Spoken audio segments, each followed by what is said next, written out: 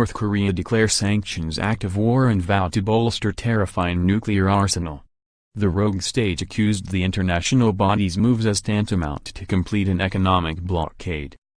North Korea's foreign ministry said, "We define this sanctions resolution rigged up by the U.S. and its followers as a grave infringement upon the sovereignty of our republic, as an act of war violating peace and stability in the Korean peninsula and the region, and categorically reject the resolution." North Korea's nuclear weapons are a self-defensive deterrence not in contradiction of international law. We will further consolidate our self-defensive nuclear deterrence aimed at fundamentally eradicating the U.S. nuclear threats, blackmail and hostile moves by establishing the practical balance of force with the U.S. The U.S. should not forget even a second the entity of the Democratic People's Republic of Korea, which rapidly emerged as a strategic state capable of posing a substantial nuclear threat to the U.S. mainland. Those countries that raised their hands in favor of this sanctions resolution shall be held completely responsible for all the consequences to be caused by the resolution, and we will make sure forever and ever that they pay heavy price for what they have done.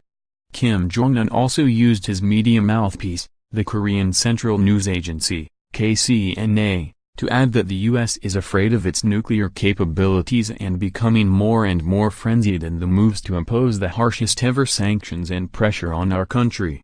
The country's vow to bolster its military arsenal to consolidate its policy of nuclear deterrence is a move that will surely push nations closer to World War III.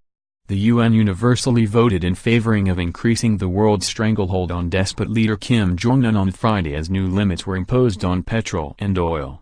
The rogue state was slapped down with a 90% ban on petrol exports, limiting the regime to 500,000 barrels a year, while a drafted UN resolution sees a crude oil supply quota of 4 million barrels a year.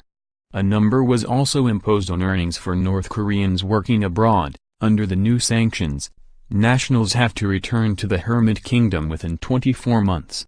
Following the vote, Donald Trump stated that the world wants peace, not death.